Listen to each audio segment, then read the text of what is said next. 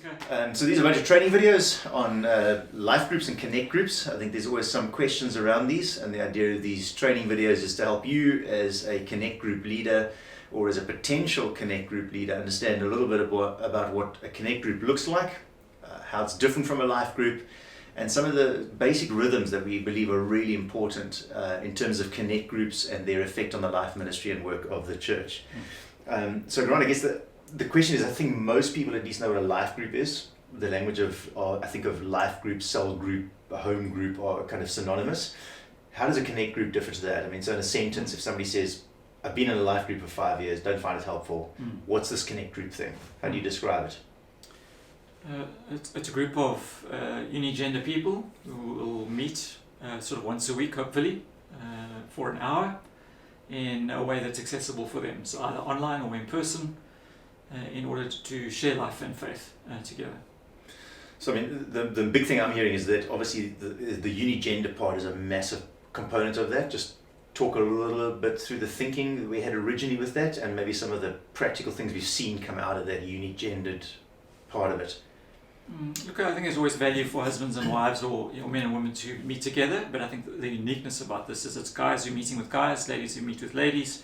They're able to address things in a more honest and real way than perhaps if they were hanging out with someone of the opposite sex. I think it just allows more honesty, and also because it's guys will deal with issues that only guys want to talk about with other guys, and I'm sure the ladies would say the same thing.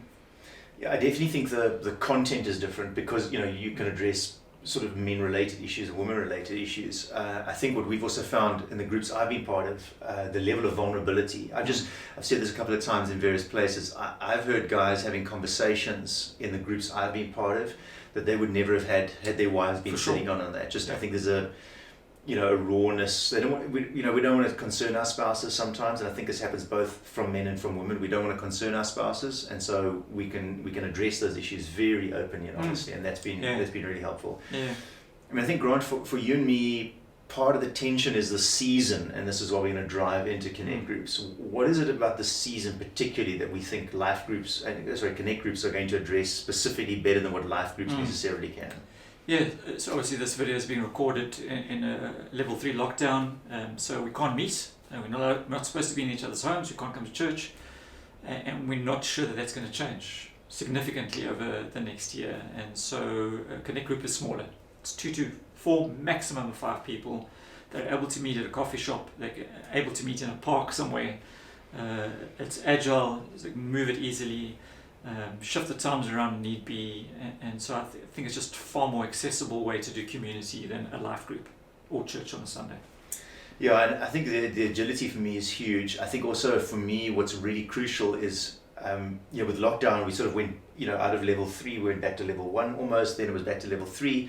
We have no idea what the vaccine is going to look like, and the reality is I think the way people are doing church is changing over the season. Whilst we don't like it, we're also acutely aware that church mainland have been distributed in many ways, and this seems to me the most effective way to get people into community. For sure. And we've always said this, that community is the most powerful way to disciple people up. Sunday mornings do not disciple people up. I think we teach people, but the actual disciple making is in homes. It's over coffee tables. It's face to face. It's interactive. It's connected.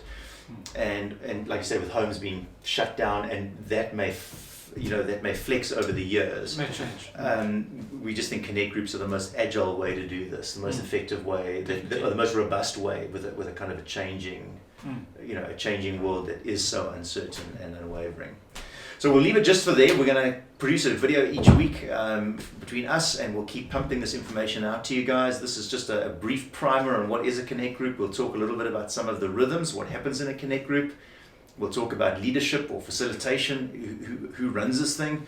We'll talk a bit about multiplication and about accountability, just kind of painting out little bit by little bit some of the rhythms of what it means to be in a connect group. So God bless you, and we'll chat to you on the next video.